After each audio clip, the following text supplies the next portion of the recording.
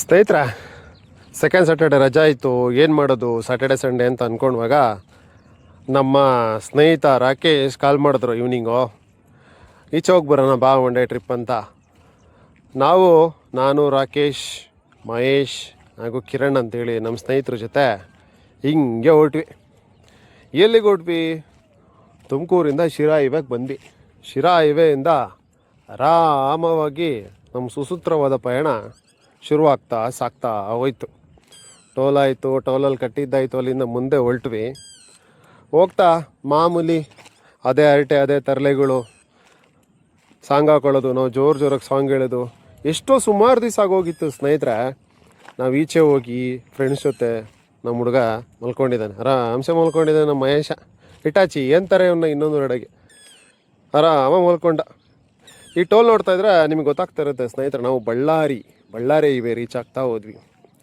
ನಾವು ಹೋಗಿ ಹೊರಟಿದ್ದು ಇದೇ ಪ್ರದೇಶ, ರಾಯರ ಮಠ ಮಂತ್ರಾಲಯ. ಬೆಳಗಿನ ಜಾವ 4 ಗಂಟೆಗೆ ರೀಚ್ ಆದ್ವಿ ಸ್ನೇಹಿತರ. 10:45 ಬಿಟ್ಟು ಬೆಳಗಿನ ಜಾವ 4 ಗಂಟೆಗೆ ರೀಚ್ ಆದ್ವಿ. ಸುಮಾರು ಕ್ರೌಡ್ ಇತ್ತು. ಯಾಕೆ ಅಂದರೆ ಸ್ಯಾಟರ್ಡೆ ಸಂಡೇ ರಜೆ ಇತ್ತು, ವೀಕೆಂಡ್ ಅಲ್ವಾ. ಬೆಂಗಳೂರಿಂದ ಬೇರೆ ಕಡೆಯಿಂದ ಬಂದಿರು, ಸುಮಾರು ಕ್ರೌಡ್ ಇತ್ತು. ಹಂಗೆ ನಮ್ಮ ಪಯಣ ಸಾಗ್ತಾ ಪಾರ್ಕಿಂಗ್ ಆಯಿತು. ಪಾರ್ಕಿಂಗ್ ಮಾಡುವಾಗ ಯಾರೋ ಒಬ್ಬ ಸ್ನೇಹಿತ ಬಂದು, ಅಣ್ಣ ರೂಮ್ ಕೊಡ್ತೀನಣ್ಣ, ಸ್ನಾನ ಫ್ರೆಶ್ ಅಪ್ ಕೇಂದ್ರ. ಎಲ್ಲರೂ ಫ್ರೆಶ್ ಅಪ್ ಆಯಿತು. ಮಹೇಶ ಚೆನ್ನಾಗಿ ರೆಡಿನೂ ಕೂಡ ಆದ. ಕಿರಣ್ ಅವರು ರೆಡಿ ಆಗ್ತಾನೇ ಇದ್ರು. ಇನ್ನೊಬ್ಬ ವಾಶ್ರೂಮ್ಗೆ ಹೋದ್ರೂ 30 ನಿಮಿಷ ಆದರೂ ಬರಲಿಲ್ಲ. ರೂಮ್ ಕೊಟ್ಟಿದ್ದ ವ್ಯಕ್ತಿ ಬಂದು, ಅಣ್ಣ ಬಿಡಿ ಅಣ್ಣ, ನಾನು ಬೇರೆಯವ್ರಿಗೆ ಕೊಡಬೇಕಣ್ಣ ಅಂದ. ಇವರೇ ನೋಡಿರಿ ರಾಕೇಶ್. ಈಚೆ ಬಂದ್ವಿ. ಮೊದಲನೇ ದರ್ಶನ ದೇವಸ್ಥಾನದ ಪಕ್ಕದಲ್ಲಿದ್ದಂಥ ಒಂದು ದೇವಿಯ ದರ್ಶನ ಮಾಡಿಕೊಂಡು ಸೀದಾ ನಮ್ಮ ಪಾರ್ಕಿಂಗ್ ಹೋಗ್ಬಿಟ್ಟು, ಪಾರ್ಕಿಂಗಲ್ಲಿ ಗಾಡೀಲಿ ಬ್ಯಾಗೇಜೆಲ್ಲ ಇಟ್ಬಿಟ್ಟು ಎಂಟ್ರೆನ್ಸಿಗೆ ಬಂದ್ವಿ. ರಾಯರ ಮಠದ ಎಂಟ್ರೆನ್ಸ್, ಮಂತ್ರಾಲಯದ ರಾಯರ ಮಠದ ಎಂಟ್ರೆನ್ಸು 5 ಗಂಟೆ ಸುಮಾರು ಬೆಳಗಿನ ಜಾವ. ಸ್ನೇಹಿತರೆ, ಎಷ್ಟು ಜನ ಸೇರಿದರು ನೋಡಿ. ಸುಮಾರು ಜನ ಭಕ್ತಾದಿಗಳು ಆರಾಮ ಮಲ್ಕೊಂಡಿದ್ರು ಮುಂದೆಗಡೆ. ಮೈಕಲ್ ಅನೌನ್ಸ್ಮೆಂಟ್ ಸ್ಟಾರ್ಟ್ ಆಯಿತು, ಇವಾಗ ಪೂಜೆ ಸ್ಟಾರ್ಟ್ ಆಗುತ್ತೆ 6 ಗಂಟೆಗೆ, ದಯಮಾಡಿ ಎಲ್ಲರೂ ಎದ್ದೇಳಿ, ಯಾರು ಮನಿಕೋಬಿಡಿ. ನೋಡಿ ಎಕ್ಸಾಕ್ಟ್ 4:45 ಸುಮಾರು. ಎಷ್ಟು ಕ್ರೌಡ್ ಇದೆ ಬೆಳಗಿನ ಜಾವ 4:45 ಬೆಳಗಿನ ಜಾವ ಇರೋವಂಥ ಕ್ರೌಡ್. ನಡ್ಕೊಂಡು ಹೋದ್ವಿ ನಮ್ಮ ಪಯಣ. ನೋಡಿ ಇದು ಎಷ್ಟಿದೆ ಕ್ರೌಡು ಅಂದರೆ, ಬೆಳಗ್ಗೆ ಟೈಮಲ್ಲೇ ಸರ್ತಿ ಸಾಲಲ್ಲಿ ನಿಂತ್ಕೊಂಡು ರಾಯರ ದರ್ಶನ ಮಾಡಲೇಬೇಕು ಅಂತೇಳಿ ದೂರದಿಂದ ಬಂದಂಥ ಅಜ್ಜಿ, ಆಂಟಿ, ಅಂಕಲು, ಮಕ್ಕಳು ಎಲ್ಲರೂ ಇದ್ದರು. ನಾವೇನು ಮಾಡೋಣ, ಈ ಕ್ರೌಡಲ್ಲಿ ನಿಂತ್ಕೊಂಡ್ರೆ ನಾವು ಆಚೆ ಬರೋದೇ 12 ಗಂಟೆ ಆಗುತ್ತೆ. ಸೊ ನಾವು ಬೇರೆ ಟೆಂಪಲ್ಗೆ ಹೋಗೋಕ್ಕಾಗಲ್ಲ ಅಂತೇಳಿ ಯೋಚನೆ ಮಾಡ್ಕೊಂಡಿದ್ವಿ. ಅಷ್ಟರಲ್ಲಿ ನಮ್ಮ ಗೆಳೆಯ ರಾಕೇಶು ಸ್ಪೆಷಲ್ ಎಂಟ್ರಿಗೆ ಆಲ್ರೆಡಿ ಬುಕ್ ಮಾಡಿಬಿಟ್ಟಿದ್ರು. ಸೊ ಸರ್ಪ್ರೈಸ್ ಅಂದ್ಕೊಂಡು 6 ಗಂಟೆ ಕೂತ್ಕೊಂಡ್ವಿ. ಆ ಕಡೆ ಈ ಕಡೆ ನೋಡಿಕೊಂಡು, ಒಳ್ಳೆ ಫಾಗಿತ್ತು, ಆಕಾಶ ಬೇರೆ ನೀಲಿ ಆಗಿತ್ತು, ಬೆಳಕರಿತಾ ಹೋಯ್ತು. ಬೆಳಕು ಕೂಡ ಆಗೋಯ್ತು, ಕತ್ತಲೆ ಸರಿದು ಬೆಳಕು ಕೂಡ ಬಂತು. ರಾಕೇಶು ಸರ್ಪ್ರೈಸಾಗಿ ಎಂಟ್ರಿ ಮಾಡಿರೋದು ನಮ್ಗೆ ಹೇಳಿಲ್ಲ, ಏನು VIP ಎಂಟ್ರಿಲಿ ಹೋಗಬೇಕು ಅಂತ. ನಮಗೇನು ಆಸೆ ಇರಲಿಲ್ಲ, ಆದರೆ ತುಂಬ ಜನ ಇರೋದ್ರ ಕಾರಣ ನಾವು VIP ಎಂಟ್ರಿಲಿ ಹೋದ್ವಿ. ಇಲ್ಲಿ ಇನ್ನೊಂದೇನೆಂದರೆ, ಪುಟ್ಟ ಮಕ್ಕಳೆಲ್ಲ ನಾಮ ಹಾಕ್ಸ್ಕೊಳ್ಳಿ ಅಂತ. ಸೊ ನಮಗೆ ಅದು ಬೇಕಿರಲಿಲ್ಲ, ಯಾಕಂದರೆ ನಾವು ರಾಯರ ಮಠನ ಹತ್ರದಿಂದ ಹೋಗಿ ಪೂಜೆ ಮಾಡಿ ಮನಸಾರೆ ಹೋಗಬೇಕು ಅಂತ ಹೇಳಿ ವೆಯ್ಟ್ ಮಾಡ್ತಾ ಇದ್ವಿ. 6 ಗಂಟೆಗೆ ಓಪನ್ ಆಯಿತು ಸ್ನೇಹಿತರೆ. ನೋಡಿ ಒಳಗಡೆದು ದೃಶ್ಯ, ಇದು ಮಠದ ಒಳಗಡೆ ದೃಶ್ಯ. 6 ಗಂಟೆ 1 ನಿಮಿಷಕ್ಕೆ ನಮ್ಮ ದರ್ಶನ ಮುಗ್ದೋಯ್ ಸ್ನೇಹಿತರೆ. ಜ್ಯೋತಿ ನೋಡ್ಕೊಂಡು ಈಚೆಗಡೆ ಬಂದ್ವಿ. ಒಳಗಡೆ ಇರೋದನ್ನೆಲ್ಲ ಅವ್ರವ್ರ ಸ್ನೇಹಿತರಿಗೆ ಎಲ್ಲರಿಗೂ ವೀಡಿಯೋ ಕಾಲ್ ಮಾಡಿ ತೋರಿಸಿದ್ರು. ಬೆಳಗಿನ ಜಾವ 6 ಗಂಟೆ 10 ನಿಮಿಷಕ್ಕೆ ದೃಶ್ಯ ಇದು. ಎಷ್ಟು ಕ್ರೌಡ್ ಇತ್ತು ಅಂದರೆ ಸ್ನೇಹಿತರೆ, ಸಾವಿರಾರು ಜನ ಇದ್ದರು ನಾವು ಈಚೆ ಬಂದಾಗ. 6 ಗಂಟೆ 10 ನಿಮಿಷಕ್ಕೆ ಈಚೆ ಬಂದು ನಮ್ಮ ಸ್ನೇಹಿತ ರಾಕೇಶು ದೇವ್ರ ಭಕ್ತ ಜಾಸ್ತಿ, ಒಂದು ಟೆಂಪಲ್ ಇದೆ ಪಕ್ಕದಲ್ಲಿ ಅಂತ ಹೋದ್ರು. ನಾವು ಈ ಟೆಂಪಲ್ ಯಾವತ್ತೂ ರಾಯರ ಮಠಕ್ಕೆ ಹೋದಾಗ ನೋಡಿರಲಿಲ್ಲ, ಯಾವ ಟೆಂಪಲ್ ಅಂತ ಹಂಗೇ ಅವ್ರ ಜೊತೆ ನಡ್ಕೊಳ್ತಾ ಹೋದ್ವಿ. ಬೆಳಗಿನ ಜಾವ 6:15, ಕಾಫಿ ಕೂಡ ಕುಡ್ದಿರಲಿಲ್ಲ. ಕಾಲು ಸ್ವಾಧೀನಕ್ಕೆ ಬರ್ತಾ ಇರಲಿಲ್ಲ, ಯಾಕಂದರೆ ಅಟ್ಲೀಸ್ಟ್ ಬಾಡಿಗೆ ಏನಾದರೂ ಒಳಗಡೆ ಇಂಟೇಕ್ ಆದರೆ ಒಂದು ಸ್ಟ್ರೆಂತ್ ಇರುತ್ತೆ. ಹೋದ್ವಿ. ಅಲ್ಲೊಂದು ನರಸಿಂಹಸ್ವಾಮಿ ಟೆಂಪಲ್ ಸ್ನೇಹಿತರೆ. ಎಷ್ಟು ದೊಡ್ಡದಾಗಿದೆ, ಎಷ್ಟು ಶುಚಿಯಾಗಿದೆ ಅಂದರೆ ಜಾಸ್ತಿ ಜನ ಇಲ್ಲಿ ಎಂಟ್ರಿ ಆಗಲ್ವಂತೆ. ಇದಕ್ಕೊಂದು ಭಕ್ತಿ ಕೂಡ ಇದೆ, ಇದಕ್ಕೊಂದು ನಂಬಿಕೆ ಕೂಡ ಇದೆ. ರಾಯರು ತಪಸ್ಸು ಮಾಡಿದಾಗ ಇವ್ರನ್ನ ಇಲ್ಲಿ ನೆಲೆಸಿದ್ರು ಅನ್ನೋ ಒಂದಿದು. ಅಲ್ಲಿಂದ ಮುಗಿಸ್ಕೊಂಡು ಆಚೆ ಬಂದ್ವಿ. ಕಿರಣ್ ಬ್ಯಾಗೆಲ್ಲ ಎತ್ಕೊಂಡ್ರು, ಪ್ರಸಾದಗಳು ಎತ್ಕೊಂಡು ಸೀದಾ ಬಂದು ನಾರ್ಮಲ್ಲು ಹುಡುಗರು ಶಾಪಿಂಗ್ ಇರುತ್ತಲ್ಲ ಮನೆಗೆ ಅಕ್ಕ ತಂಗಿದಿರಿಗೆ ದಾರ ಅಂತೆ ಅದಂತೆ ಇದಂತೆ ತೊಗೊಳ್ತಾ ಇದ್ರು. ಸದ್ಯಕ್ಕೆ ನಾವೇನೋ ತೊಗೊಳ್ಳಿಲ್ಲ, ನಾವು ವೀಡಿಯೋ ಮಾಡೋದ್ರಲ್ಲೇ ಬ್ಯುಸಿಯಾಗಿದ್ವಿ. ನಮ್ಮ ಮಹೇಶ ನಾವು ವೀಡಿಯೋ ಮಾಡೋದನ್ನೇ ನೋಡ್ತಾ ಇದ್ದ. ಅಲ್ಲಿಂದ ಹೊರಟ್ವಿ ಸ್ನೇಹಿತರೆ. ನಮ್ಮ ಆ್ಯಸ್ ಯೂಶ್ವಲ್ ನಮ್ಮ ಗೋಮಾತೆ ಸಿಕ್ಕಿದ್ರು. ಇದು ಬೆಳಗ್ಗೆ 6:30 ಸ್ಥಿತಿ, ಮಂತ್ರಾಲಯದಲ್ಲಿ ಶನಿವಾರ.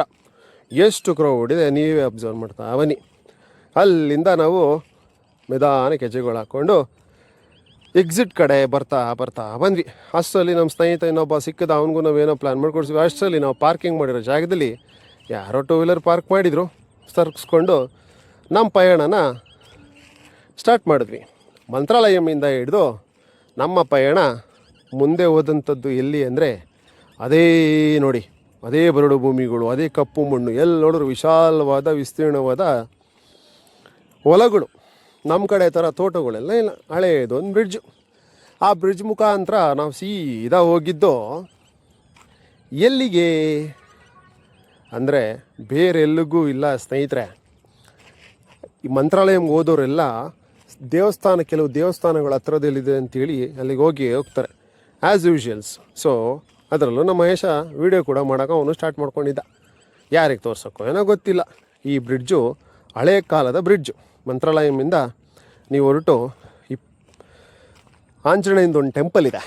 ಎಲ್ಲಿ ಇದು ನೋಡಿದ್ರಾ, ಶನಿವಾರ ಆ್ಯಸ್ ಯೂಶ್ವಲ್ಲು ನೋಡಿ, ಪಂಚಮುಖಿ ಆಂಜನೇಯನ ಒಂದು ಟೆಂಪಲ್ಲು. ಬಂದ್ವಿ. ಎಷ್ಟೇ ಕೇಳಿದ್ರು ನಮ್ಮ ಸ್ನೇಹಿತರು ನಮಗೆ ಊಟ ತಿಂಡಿ ಕಾಫಿ ಏನು ಕೊಡಿಸ್ತಿಲ್ಲ, ಬೇಕು ಅಂತಲೇ ಸತಾಯಿಸಿದ್ರು. ಏನೋ ಸುಸ್ತಲ್ಲಿ ಬಂದು ಸೀದಾ ಆಂಜನೇಯನ ದರ್ಶನಕ್ಕೆ ಅಂತ ಬಂದ್ವಿ. ಆ್ಯಸ್ ಯೂಶ್ವಲ್ ಎಲ್ಲ ನೋಡ್ಕೊಂಡ್ವಿ.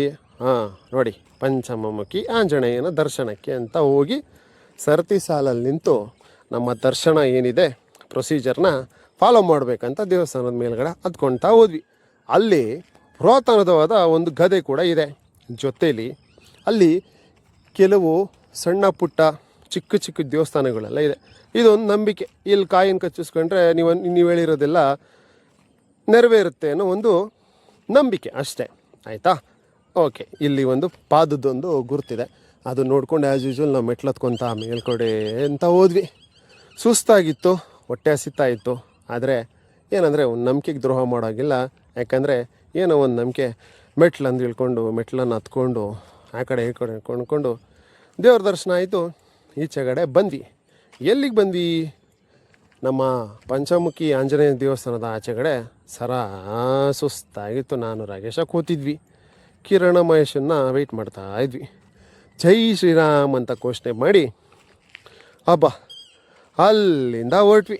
ಆ ಬ್ಯಾಕ್ ಸೈಡಲ್ಲಿ ನಮ್ಮ ಪಂಚಮುಖಿ ಆಂಜನೇಯ ಬ್ಯಾಕ್ ಸೈಡು, ದೇವಸ್ಥಾನದ ಬ್ಯಾಕ್ ಸೈಡಲ್ಲಿ ಈ ಗಿಳಿಗಳನ್ನ ಇಟ್ಕೊಂಡು ಇಬ್ಬರು ಶಾಸ್ತ್ರ ಹೇಳ್ತಾ ಇದ್ರು.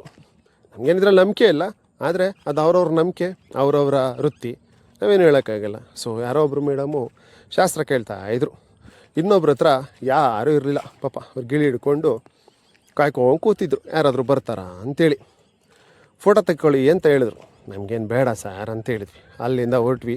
ಹಿಂದೆಗಡೆ ದೊಡ್ಡ ಬಂಡೆಗಳು, ಅದ್ರದ್ದು ಹಿಸ್ಟ್ರಿಯನ್ನು ಬಂಡೆಗಳ ಮೇಲೆ ನೀಟಾಗಿ ಬರೆದಿದ್ದಾರೆ. ಹೆಂಗಿದೆ, ಏನು ಸಂಪ್ರದಾಯ, ಯಾವ ಥರ ಇದಾಯಿತು, ಯಾವ ಥರ ಟೆಂಪಲ್ ಬಂತು, ಎಷ್ಟು ವರ್ಷ ಟೆಂಪಲ್ ಅಂತೆಲ್ಲ ಬರೀ ಕಪ್ಪು ಮಣ್ಣು ಸ್ನೇಹಿತರೆ. ಆ ಕಡೆ ಹೋದರೆ ಬರೀ ಕಪ್ಪು ಮಣ್ಣು, ದೊಡ್ಡ ಬಂಡೆಗಳು.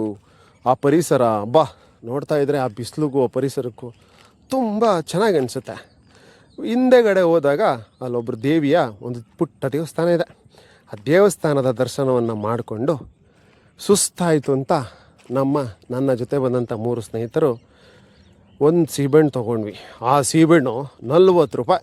ಆ ಸೀಬೆಹಣ್ಣು 40 ಜನ ತಿನ್ಬೋದು, ಚಿಕ್ಕದಾಗಿ ಕಟ್ ಮಾಡಿದ್ರೆ. ಅಷ್ಟು ತಪ್ಪಾಯಿತು. ಫಸ್ಟು ತಿಂದಿದ್ದು ನಾವು ಅದೇ ಟಿಫನ್ ಅಂತ. ಅಲ್ಲಿಂದ ಬಂದರೆ ಅದ್ರ ಪಕ್ಕದಲ್ಲೇ ಕರುನಾಡ ಕೆಫೆ ಅಂತೇಳಿ ಯಾರೋ ಲಾಸ್ಟ್ ಫೆಬ್ರವರಿಲಿ ಓಪನ್ ಮಾಡಿದಾರಂತೆ.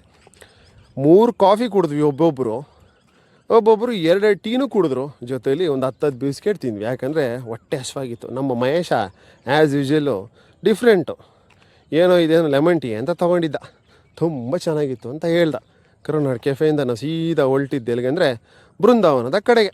ರಾಯರ ಮಠ, ರಾಯರ ಮನೆ ಏನಿದೆ ಅಲ್ಲಿ ವಾಸ ಇದ್ದರು, ಜಪ ಮಾಡಿದ್ರು ಅಂತ ಏನು ಒಂದು ನಂಬಿಕೆ ಇದೆ ಅಲ್ಲ ನಮ್ಮ ಸಂಪ್ರದಾಯದ ಪ್ರಕಾರ. ಹೋದ್ವಿ. ಮನೆ ಒಳಗಡೆ ಎಂಟ್ರಿ ಆದಾಗ ಅಲ್ಲಿ ಬೋರ್ಡುಗಳಲ್ಲಿ ಬರೆದಿದ್ದಂಥದ್ದು ರಾಯರ ಫೋಟೋಸು, ರಾಯರು ಬ್ರಿಟಿಷ್ ಜೊತೆ ಯಾವ ಥರ ಇದು ಮಾಡಿರೋಂಥ. ಅಲ್ಲಿಂದ ಸೀದಾ ಹೊರಟ್ರೆ ಅವರ ಬೃಂದಾವನದಲ್ಲಿ ಹೊಸದಾಗಿ ಬಾಳೆಹಣ್ಣು ಹಾಗೂ ಬೆಲ್ಲದಿಂದ ರೂಪಿಸಿರುವಂತಹ ನರಸಿಂಹಸ್ವಾಮಿ ದೇವಸ್ಥಾನದ ದರ್ಶನ ಕೂಡ ಆಯಿತು.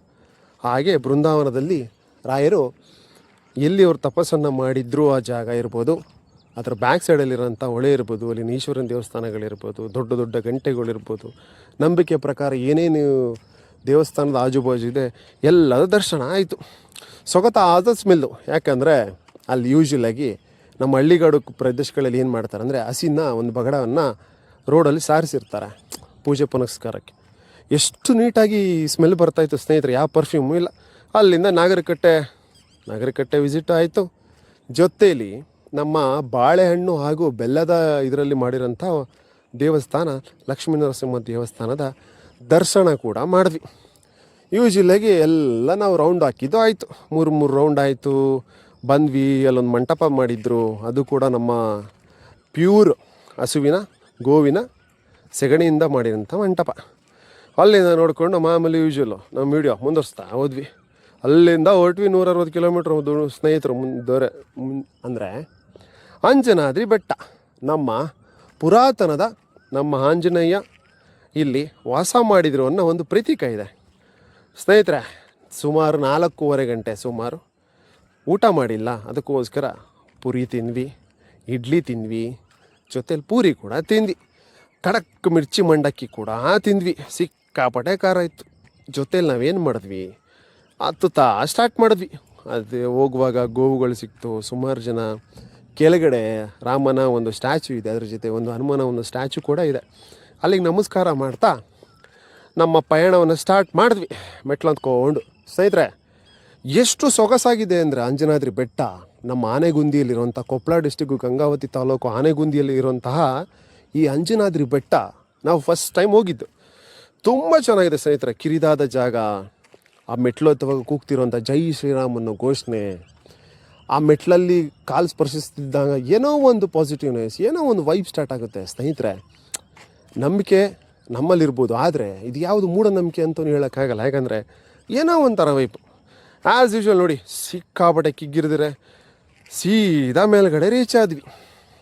ಹಬ್ಬ ಸುಸ್ತಾಗಿತ್ತು ಸ್ನೇಹಿತರೆ. ಎಲ್ಲ ನೋಡಿದ್ವಿ. ಆಂಜನೇಯ ದೇವಸ್ಥಾನದ ದರ್ಶನ ಆಯಿತು. ಸುತ್ತ ಜನ ನೋಡಿ ಹೆಂಗಿದೆ ಮೇಲ್ಗಡೆಯಿಂದ ನಿಂತ್ಕೊಂಡ್ರೆ ಸ್ನೇಹಿತರೆ ವ್ಯೂಸು. ಕಿರಣ್ ಕರೆದ್ರು, ಅವ್ನು ವೀಡಿಯೋಕ್ಕೆ ಬರ್ತಿರಲಿಲ್ಲ, ನಂಗೆ ಇಷ್ಟ ಇಲ್ಲ. ಈ ವ್ಯೂಸ್ ನೋಡಿ ಸ್ನೇಹಿತರೆ, ಮೇಲ್ಗಡೆ ನಿಂತರೆ ಆ ಮೇಲ್ಗಡೆಯಿಂದ ನಿಮಗೆ ಹಂಪಿಯ ದೇವಸ್ಥಾನಗಳು, ಹಂಪಿಯ ಗತವೈಭವ ಏನು ವಿಜಯನಗರದ ಗತವೈಭವ ನೀಟಾಗಿ ಒಳ್ಳೆ ಕ್ಯಾಮ್ರಾ ಇದ್ದರೆ ಝೂಮ್ ಹಾಕಿದ್ರೆ ಮೇಲ್ಗಡೆಯಿಂದನೇ ಕಾಣಿಸುತ್ತೆ ನೋಡಿ ಸ್ನೇಹಿತರೆ. ಇವೆಲ್ಲ ಹಂಪಿಯ ದೇವಸ್ಥಾನಗಳು ಕಾಣಿಸುತ್ತೆ.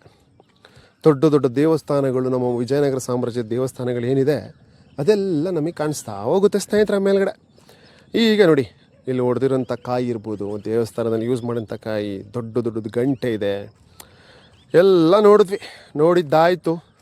ಕಿರಣ ಕರೆದ, ಏನು ಮಾಡಬೇಕು, ಒಳಗಡೆ ಹೋಗಬೇಕು.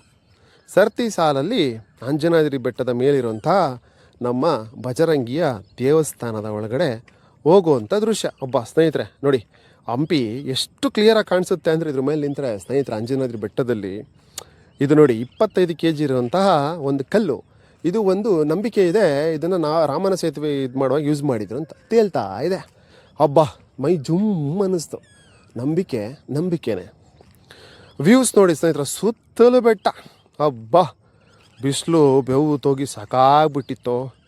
ಏನು ಮಾಡೋದು ಅಂತ ಅಂದಾಗ ನಮ್ಮ ರಾಕಿ ಏನು ಮಾಡ್ದ, ಒಂದು ಬಂಡೆ ಕೆಳಗಡೆ ಒಂದು ಜಾಗ ಇತ್ತು, ತಣ್ಣು ಗಾಳಿ ಬೀಸುತ್ತೆ, ಮಲ್ಕೊಂಡ್ರೆ ಆರಾಮ್ ಅನಿಸುತ್ತೆ ಅಂಥೇಳಿ ಅಲ್ಲೊಂದು 1/2-3 ಗಂಟೆ ಸುಮ್ಮನೆ ತಲೆ ಕೆಳಗಡೆ ಹಾಕಿದ್ರೆ ಸ್ನೇಹಿತರೆ, ಒಬ್ಬ ಅದ್ರ ಮಜನೇ ಬೇರೆ. ಆ ಗಾಳಿ, ಆ ಪ್ಯೂರ್ ಗಾಳಿ, ಆ ಬಂಡೆ ಹತ್ರ ಇರೋಂಥ ಹಬ್ಬ.